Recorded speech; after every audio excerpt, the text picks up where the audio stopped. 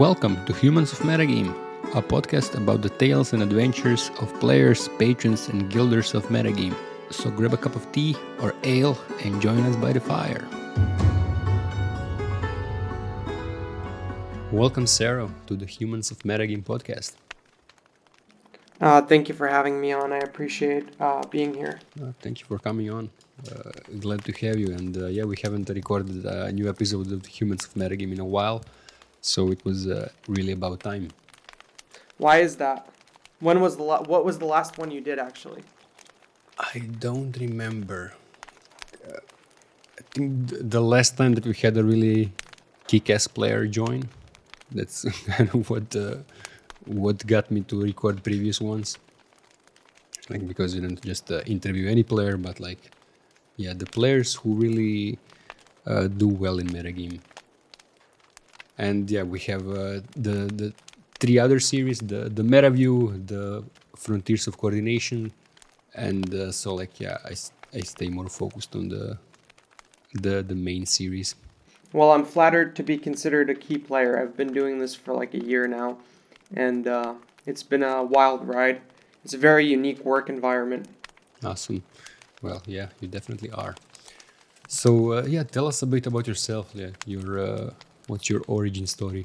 All right, so my origin story, I guess I'll start before the tech side. I dropped out of high school when I was like 17, 18. Never really did well in classical education. I always liked to learn by myself and kind of be my own leader.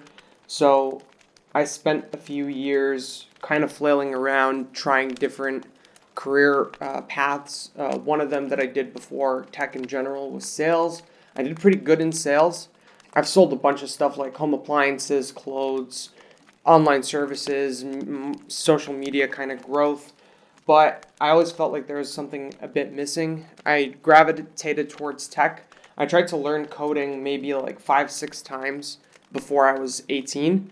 First time I was maybe like 13, and I tried to learn C or C++, which are both like traditionally very difficult languages to get into. They're very low level and require a lot of understanding about how computers work. So that was a failure. I tried Python. I didn't like it. Another failure. And I kind of just kept going back into HTML, CSS, and JavaScript.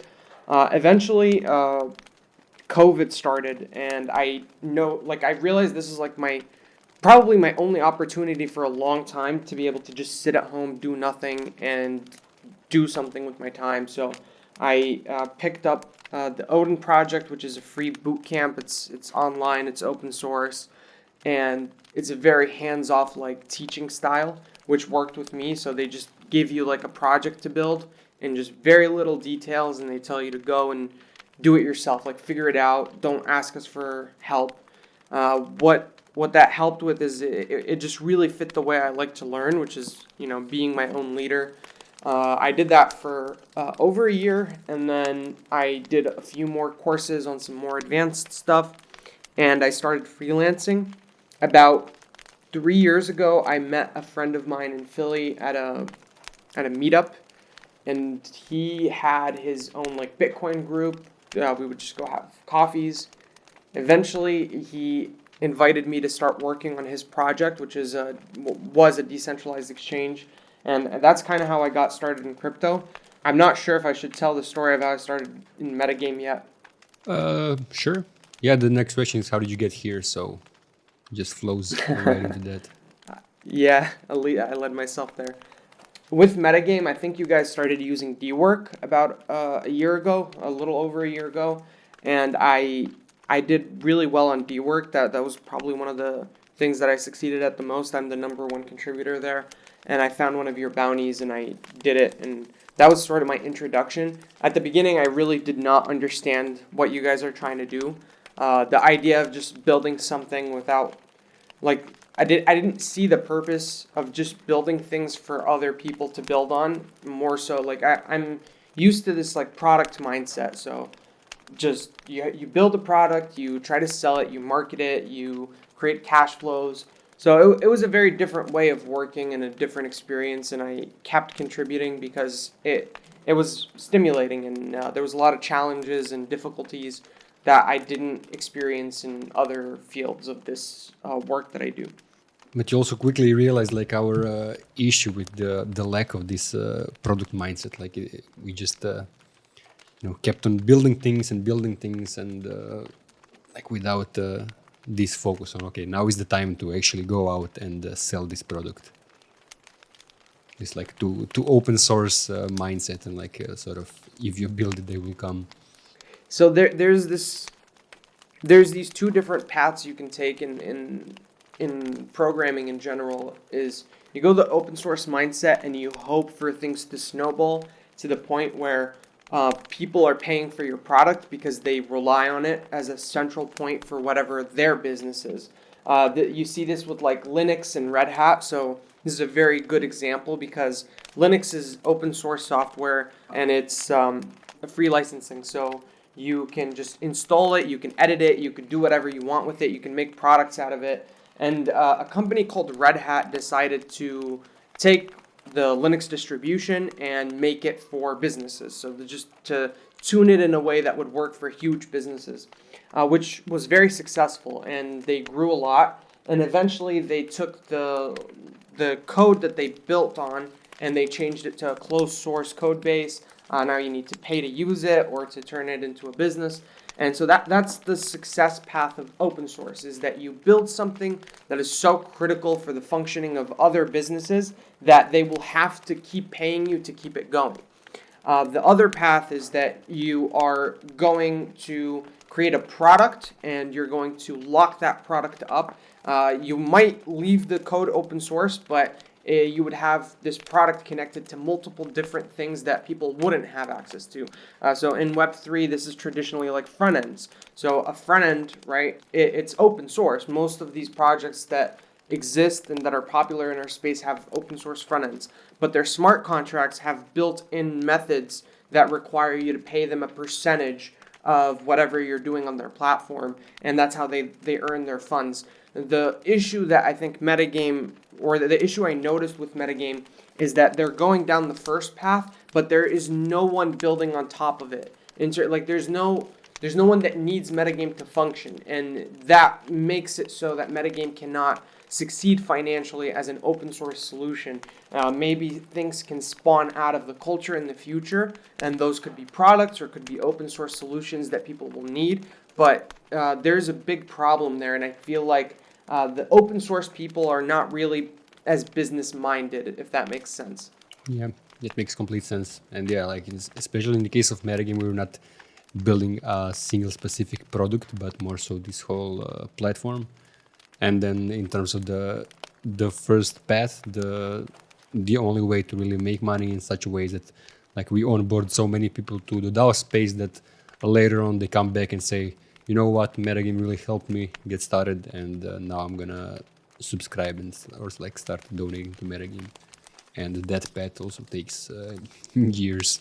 It does take years, but I think the mentoring, there's a lot of benefit in mentoring, because if you give somebody a career, like you said, over time, if you point them towards success, the more they succeed, the more they feel indebted to what took them there. I still, to this day, recommend people to the Odin project. Like every single conversation I have with somebody that they want to start learning tech, I just point them to the same project. I've contributed to the project. I've helped mentor people from there personally on my own time. And I would donate to it. I haven't thought about that yet, but I would, because I realize that like there's not really that much good mentorship out there. I think MetaGame does that well. There's enough people with a lot of experience in the server that are committed to this, that somebody that is either new or average can come in and become better. And I think I've experienced that myself. I wouldn't have traditionally worked with something like Sero, and thankfully, this Bullock just sat there and taught me this for over a month. He was teaching me how to do this. And now this is a skill that I can tack on to my resume as an example, right? Yeah, that makes sense. And yeah, you said you got into MetaGame through the work, and then sort of what kept you is this different way of working. But yeah, what other ways would you say, what other things would you say keep you engaged in metagame, keep you interested in metagame? There's good people. The system is fair. I like meritocracies. If somebody is good at something, they should be pushed to the top if they want to be there. And I think that metagame provides that. It's also like I said, it's fair. The people are good. There's good mentors, and it's fun, and it's also like relaxing because I've worked for a big tech company that deals with finance, and the issue that comes there is you have a very small margin of failure. If you mess something up, you're really screwed. And I think with metagame you don't really have that because there's no like critical infrastructure that a lot of people are using. So it's a good thing and a bad thing at the same time. Right, it could definitely become more critical, but yeah, as long as you're not a financial product, then it's never super critical. And what would you say like drives you in general? Like, where do you get your motivation to do work in general, to be in the space? In regards to like motivation on blockchain, Web3, crypto stuff, I think it's the idea of freedom, the lack of bureaucracy.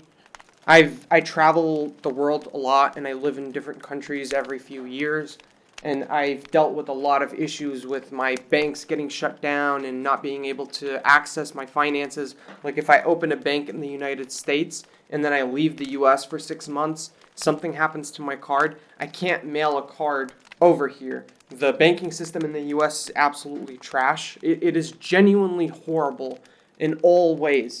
The web applications that they use are very buggy. They're very limited. You can't access them internationally, even though there's a lot of Americans outside of the US.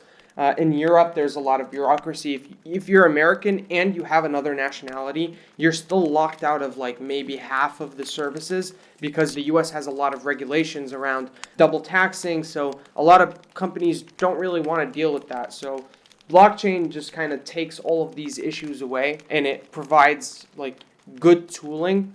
So from a use case standpoint, that's motivational. The people that work in it are very similar minded to me. That's another big thing. And then in general, what motivates me to do work is not wanting to waste my life. I think a lot of people have ideas of what they want to do and they talk about it a lot. They say, I want to do X, Y, and Z.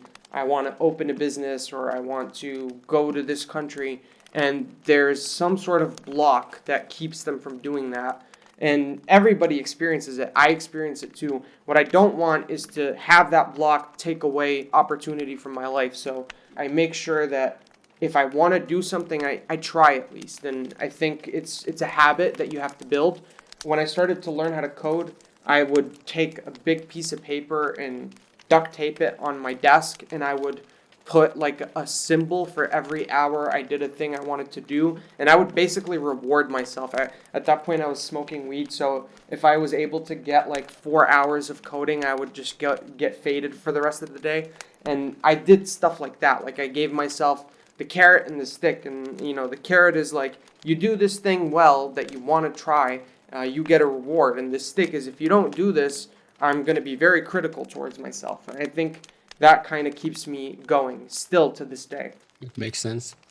One of the things that I really like about you is that you're super like self-driven. Like you find issues on your own, you notice them, you solve them. Like you don't require any hand holding. You just go at things. Like you're autonomous and you just like do shit. Don't ask too many questions, and you don't wait for other people to ask you to do something. You just go ahead and do it. So were you always like that? No, I wasn't always like that. In fact, like for maybe 2 or 3 years of my young, like maybe let's say 5 years ago, I wasn't like that, and it was really really difficult for me to do anything by myself. I really struggled with that.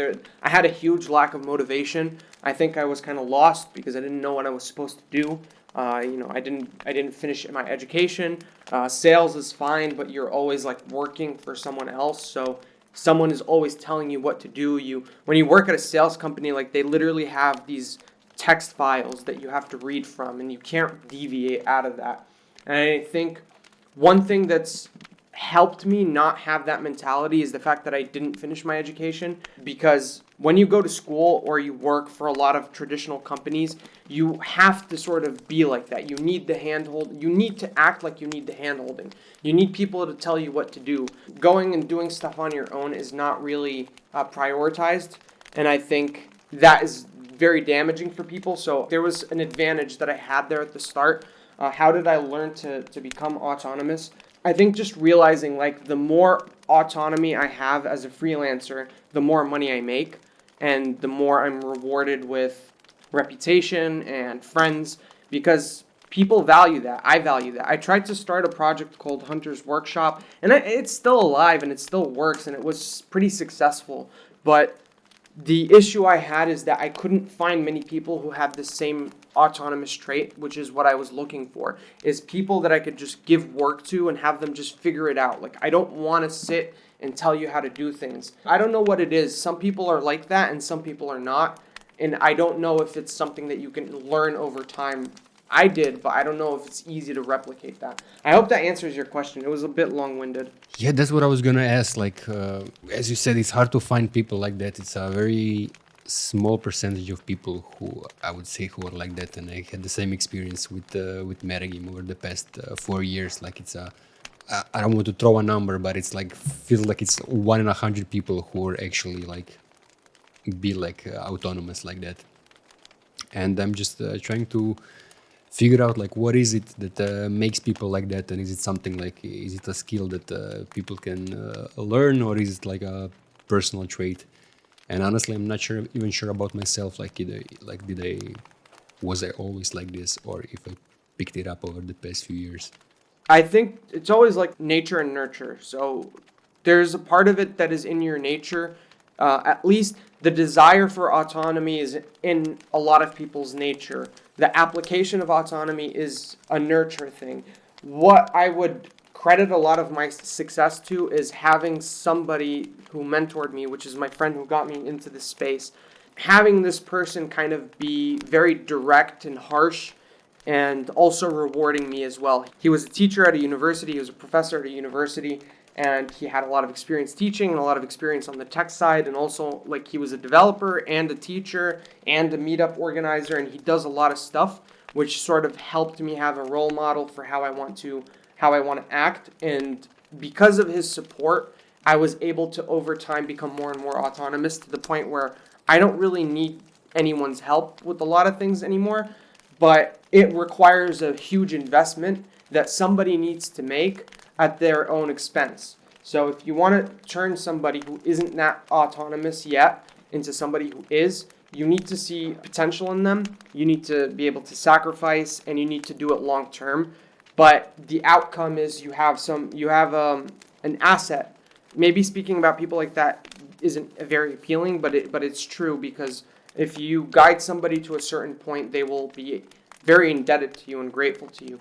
I think that's the process, is you find somebody that has potential and you give them what they need, and then over time wean them off of the support and have them sort of do more and more by themselves. Yeah, I wonder. I really want to talk to more people about this, because it's a super important topic. Like, I wonder if other people will also agree that having like some kind of a mentor is what's necessary here. But yeah, like having mentors is kind of one of the most effective learning methods as well. So that makes sense. It's like the trades. I think humans, for the majority of their history, actually worked under mentorship and not mass education. Like, if you look at all the trades, woodwork, tattoos, mechanics, they all work under that model, right? Like, they find somebody with potential and desire, and over time they give them like bigger and bigger tasks and give them more and more control. And it's a very effective method. But when you have a classroom with, say, 30 people, it's not possible to mentor anyone. And if it is possible, then you have this preferential treatment problem where you have like a favorite student. So I think the education system that we currently like learn under really disincentivizes it. You have to kind of go out on your own and find it in the trades. And I think software development is a trade. It's like engineering. They say you're a software engineer, so you need somebody who has a lot of experience, who is able to kind of walk you through the difficult parts and give you autonomy over time. To ask you a question though, when do you feel like your autonomy started and what drove it? I would say when I stopped being a nihilist. I don't know. I don't remember what it was like before, but I remember while I was a nihilist, that was like a few years of my life. It was like I was just doing nothing besides, go to work, which I didn't like, so I didn't do much there either. And then after work, I would just smoke weed, and then over the weekend I would drink, and then like I wasn't autonomous because there was nothing I was actually trying to achieve.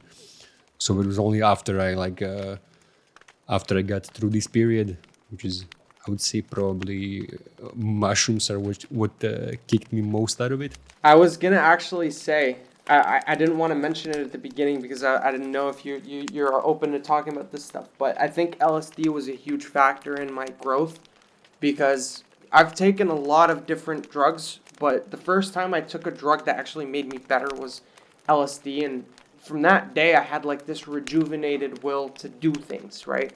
It just made me think, okay, we have time and we have all this space, and there's no reason to not just do something. It was a huge motivating factor. It might not be for a lot of people, but for me it was. Yeah, I want to recommend it because it's like it can also get you into shit, and like I had also like bad parts of it. It was like, okay, the meaning of life in reality, like hanging by little threads. That's just like illusion of meaning, which is like your community and stuff that like make you sort of generate a meaningful life. But in general, like I think what gave me this switch from like, okay, what is the meaning of life, and like life has no meaning, to like seeing life more like a playground or a canvas, and like, okay, so there's no predetermined meaning, so I'm just gonna go out and do shit. And that's also like when I started being interested in stuff again. So like in the school, I hated school, and like I always had bad grades. And then after this happened, I was like instantly interested in everything. Like I was like, oh, I should go study biology. I'm interested in physics. I'm interested in this and that. And like I just like all of a sudden became interested in everything. There's the psychological model. I think the acronym is OCEAN: openness, conscientiousness, extroversion. The big five, yeah. Yeah, the big five. And I think with psychedelics, it's proven that they increase openness by a lot, which kind of explains what we're saying here. It makes you more open to experience and more driven. It just changes the wiring of your mind to a certain degree, at least for a small period of time, maybe permanently. I think though, one more thing about autonomy and sort of drive and motivation is the idea. A lot of people have the binary idea in their head, like I need to wait until everything is perfect to start, which is not how growth happens. Like you don't become perfect and then start. You have to start and be really, really bad at something and have a lot of issues before you can be good at it. And if you're not willing to do that, you're never going to start. It's always going to be a distant dream of like, I'll do this and then I'll start. I'll get here and then I'll start. I think that's probably one of the things that I don't experience is this drive to be perfect. Like I'm fine doing things really bad and I'm fine taking criticism, which is very helpful if you want to start growing and becoming something. Yeah, I think a good thing to mention here is the ship 100 for 100. I think it's good for pretty much any skill. Like you don't have to ship like everything being a single thing, but like yeah, I've heard people say like this is a programming code in like when learning to build. There's a, I don't know what was it, but like ship 100 for 100, where like for 100 days you like focus on just this skill and doing something related to this skill every day. And I've heard people use the same meme, the same method in other like making music or like writing and whatever. So there's also programs so like ship 100 for 100, but like focused on writing. So like every day you write like a small blog post or something and stuff like that. And like just making peace with the fact that it's like, okay, the first 100 are gonna be crap, and like don't delay publishing them, just fucking do it.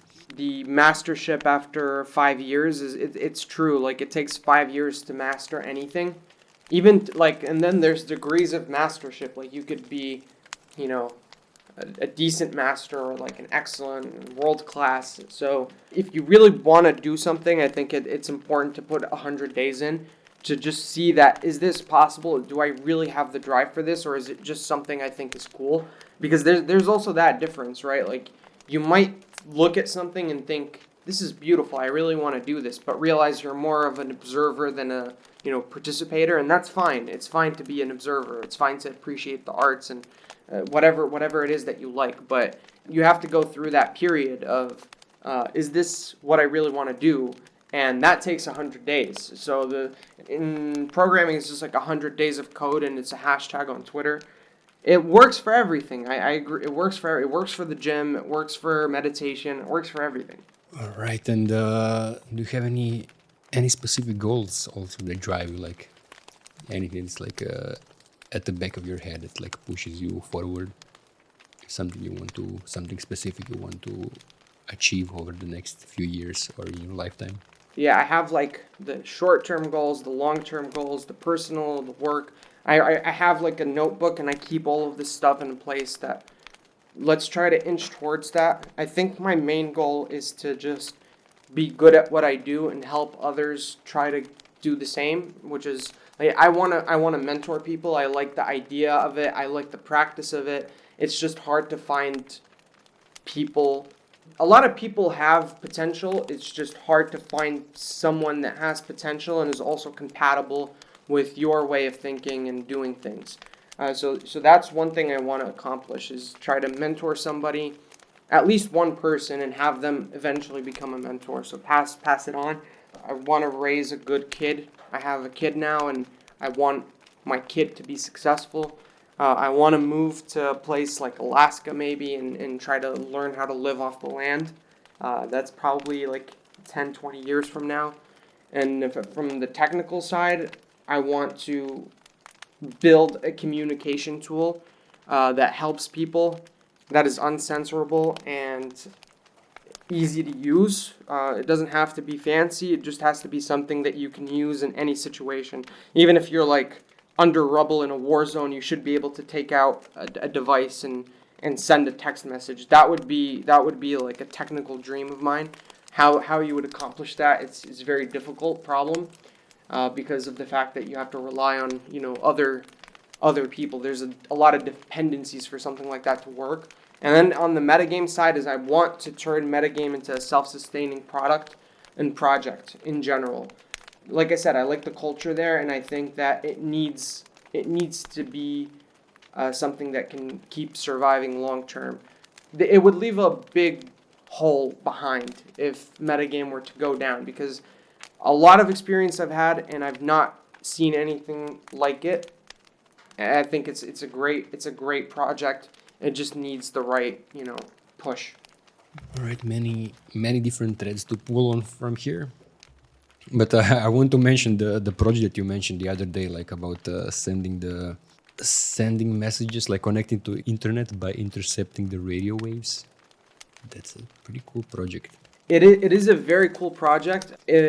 So I have a friend of mine who's building a peer-to-peer web application framework. So for the people that know React, React is a framework for building websites.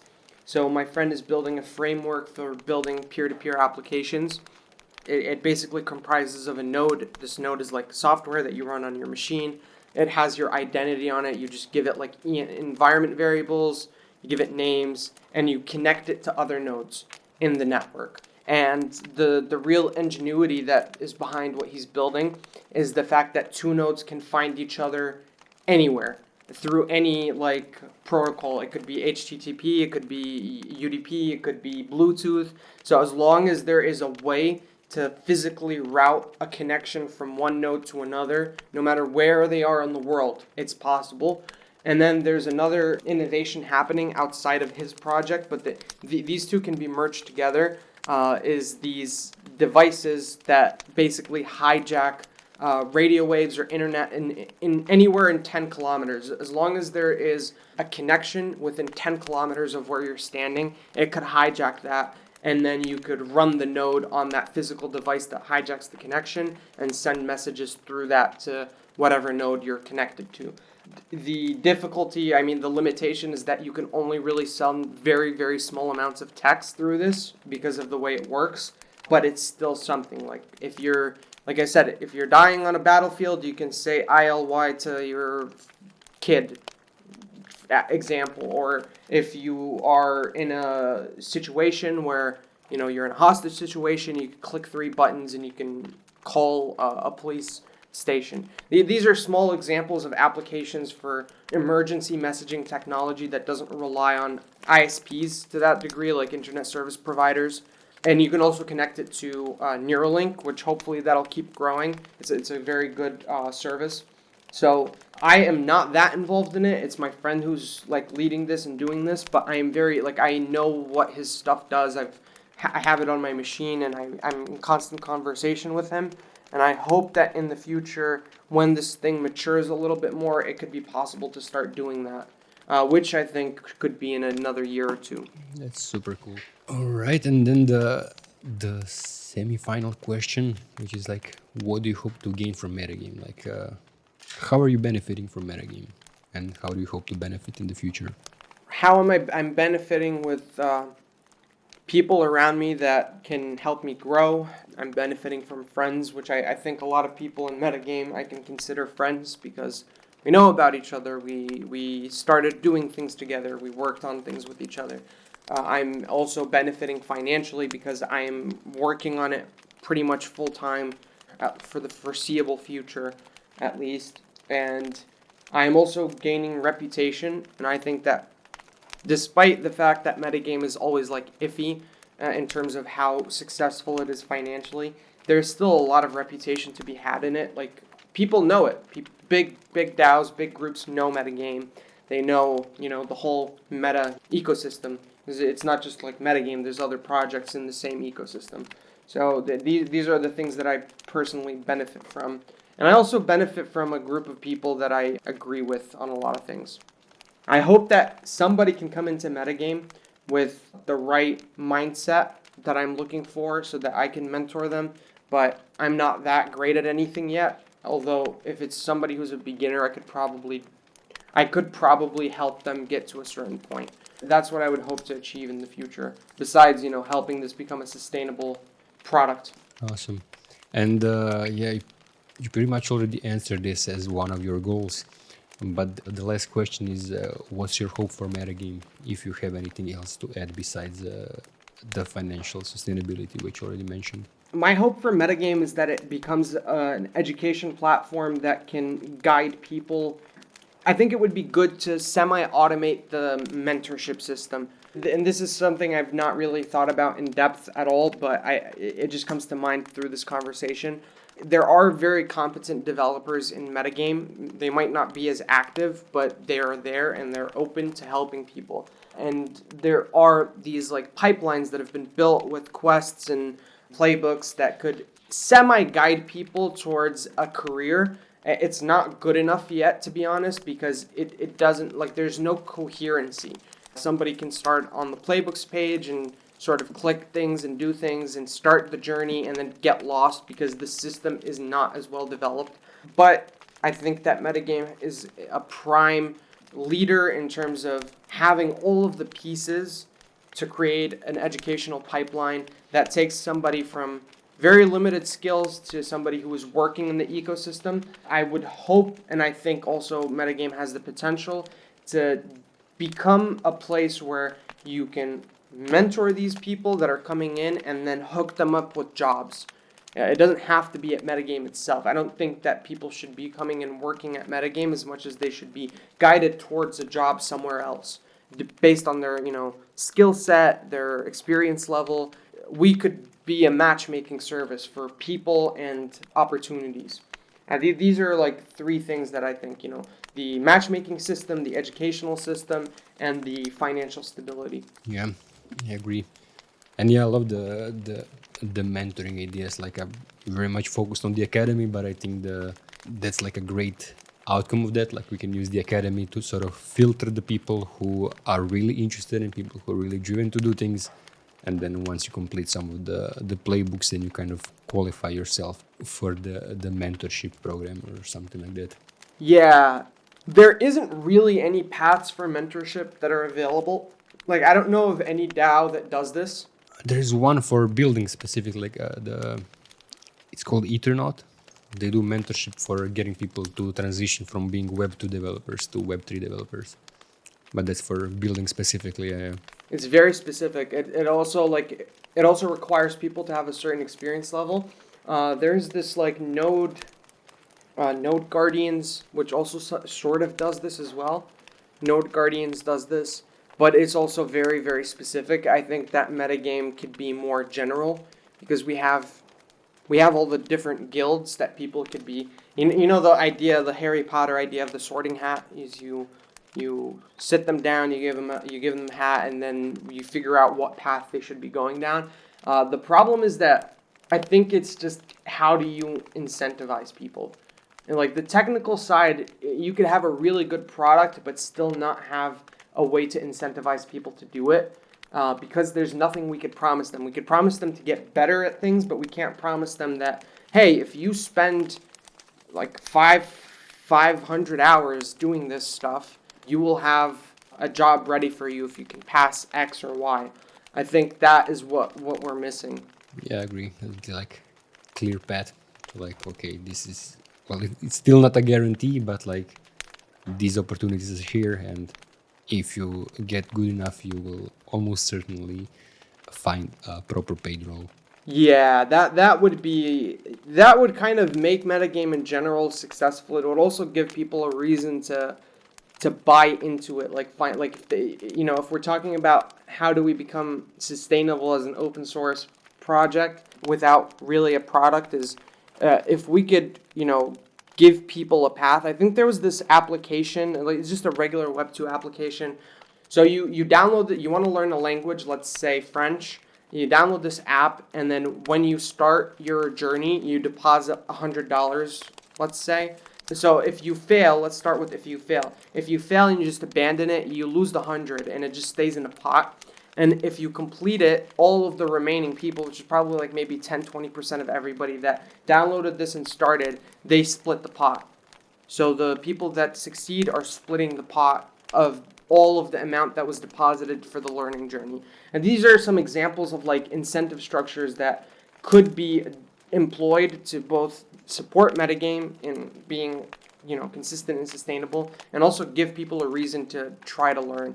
Is that even if you don't get a job, you will at least get a certain amount of money from it, and your time wasn't completely wasted. Yeah, before you were talking, I actually took a note on cohorts, which reminded me of the ideas from a few months ago, that like people who start playbooks or people who just join metagame could be joined together into cohorts. And then this can use something like Mochi or something like the Rite of Moloch, so people can stake on their goals. And then, like you say, like this keeps them incentivized to complete the goal. And also the people who then fail their goal, other people can actually earn from that. So I think that would be a really cool mechanism. If we talk about like goals for metagame, I think partnerships is probably the one thing that it's all there. We just need to do it. It's one of the biggest wastes, I think, is that we have such a deep community, but we're not really leveraging that. You just mentioned Rite of Moloch and Mochi. We also know Raid Guild. Like, these are all places that fit exactly what our structure is, and we're kind of getting lost trying to, focus on one thing when there's a lot of obvious answers in front of us. If we partner with Mochi and we say, hey, let's do this program together. We start similar to what we're doing now. I think, I wanted to talk a bit about the podcast. I completely got distracted, but I also have a podcast, and I'm here mostly because I want to be here. I want to do this. I want to be a guest, and I also want to push the podcast. But if, let's say, Mochi and Metagame get together, and we say, all right, let's do this co-program. We'll do some marketing for it. We're co-marketing. It's a collaboration between us. We set up one playbook, and if you complete the playbook, you have to do it through Mochi. And now we cross all of these different people from one side to another. Like, we're sharing our audiences. And that's a huge wasted potential that we have that nothing's happening on that side. Yeah, that's very true. So many possibilities. Just the projects that are already in the network, the projects that are already here. And then the value proposition, like with the finding roles, I think goes back also to what you said previously, like that MetaGame is creating this culture, and like there really is no other place in Web3 that teaches people about the cultural side. So it's not just about the technical side, but also like the philosophy of Web3 and the DAOs and all of that. And then like when we like offering projects that we can help them hire new people, these new people also like actually understand like the philosophical, the cultural background of Web3 and DAOs, rather than just like knowing how to complete the specific tasks. It would be very helpful because if you look at, I think one more example that is very good is D-Work. So D-Work has a very successful product, but they abandoned it. So it's like an abandoned project at this point, I believe, because there's no development happening on it. They got a huge seed round and they did the work for a year or two and they just kind of dropped it, and everyone's looking at, like, they're all focusing on their own projects now, the team behind it. I had no idea. Yeah, it's really sad. If you look at D-Work right now and you go to the bounties tab, you'll see it's just empty. Like the last one was maybe a few weeks ago and it was a test run. Like it's not even a real bounty. And there's so many people on that platform. If you post a bounty right now for $10, within an hour there's going to be 10 people in the metagame server just jumping around, like asking what they can do and how they can do it. There's a lot of people that are incentivized by small amounts of money, but they are not necessarily Web3 cultured people. Like they're just here because they know this is an easy way to make money, right? Like it's a small market. There's not much competition. If you look at, for example, Upwork, it's much more difficult to find work than D-Work because there's very little competition. But the problem is when they join these Discord servers, they're kind of like dead weight because they're not necessarily tied to the culture. They don't understand the goals and the motivations, and there's no filter for the quality of the contributor.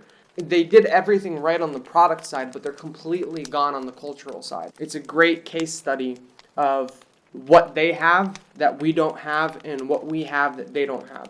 There's a lot of examples like this, but D-Work is really a striking one. And any idea why they abandoned it? Like that they built a great product.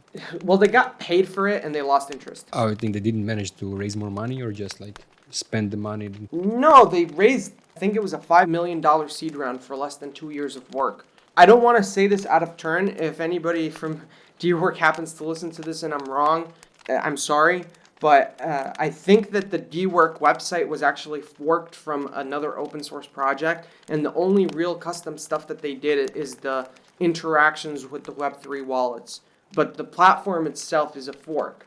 So they barely spent time developing it, and they are not really growing it at all. It's been stagnant for a year. And all of the founders, they're very technically adept people, and they're well known in the space. But one of them is working in AI now. The other ones are just kind of, enjoying their success, basically. So they don't have a drive to keep going. And I think, like when you have a struggling project, they're much more motivated to keep going than a project that's very successful. Yeah, that's a good point. I was praising them a lot because I thought they built the whole thing in like 4 weeks, and that's kind of what they told us when they were demoing it, that they like built the whole product in like a few weeks. And I was like, damn, like that's super impressive. So I hope that they didn't actually. They built the product in 4 weeks, but they forked it. Okay. So that's why it was done in 4 weeks. It is still impressive because they. You know how big they got, like They captured the pretty much like whole DAO marketplace, like in terms of the bounties, like this, like it's the platform for bounties in the DAO space. Yes, and they have the same audience as us. They really do. Like we are sort of looking at the same people. We want people who are interested in contributing to the space. They want to find opportunities. They're driven enough to look. And they just need the proper guidance. And I think D-Work does that on a technical level, on a product level. We do that on a cultural level. And unfortunately, it is going to be it is possible for us to sort of build something similar to D-Work, but it's another like whole journey that we have to take and convince people of, and people are gonna say, why not just do D-Work? D-Work is gonna work for a very long time. The platform functions. It's just not gonna grow anymore unless there's a change of heart in the people behind it, which I don't think there will be. Right. Interesting. Yeah, if anybody's listening, it sounds like it's a good opportunity for the Dungeon Master by Raid Guild. Like they built this whole tool and they just using it internally. I think they could turn it into a great product for the DAO space. It's very, very, it's very specialized towards what Raid Guild does, though, and I don't think it could be externalized because it's just, you need to understand raids and you need to have a lot of developers. I think the difference is between one and many. Like, D-Work is like a one-person, adventure. Raid Guild is like, a group of people need to tackle something. I don't really think there's many single-person raids. Got it. Yeah, that's true. All right. Yeah, is there anything else that you wanted to mention? I did want to say about the podcast. It's just a shout out. If anybody here is interested in a podcast where I speak to different leaders in the space, I will get Peeth to put it in the description. And if anybody would like to be a guest on my podcast, please come over. If anybody's listening to this and wants to learn how to code, just message me in the MetaGame server and I can help you. And that's pretty much it. That covers everything. And is there any specific topics or something that you're covering, focusing on with the podcast? Honestly, the only real criteria is whether or not I'm interested in talking to the person I'm interviewing. Like, if I'm interested in them, I just do the podcast. Mostly, it's like, what their journey is, what their product or project is, and personal questions about, who they are, what they do, and what they're interested in. And sometimes I talk about politics, but not necessarily American politics. So that's pretty much it. But mostly about people who have projects or want to start projects or have an interesting journey. That's what I like to cover. Got it. Sounds good. Yeah, I thought this was gonna be a half an hour episode, but we're already almost at an hour, and it's been super interesting. So, well, thanks for having me. Thank you for coming on. This was a great conversation. Thank you. I appreciate it. I'm looking forward to speaking again soon. Awesome. Cool. Yeah, thank you again, and have a great rest of the day. Talk to you soon. Talk to you soon.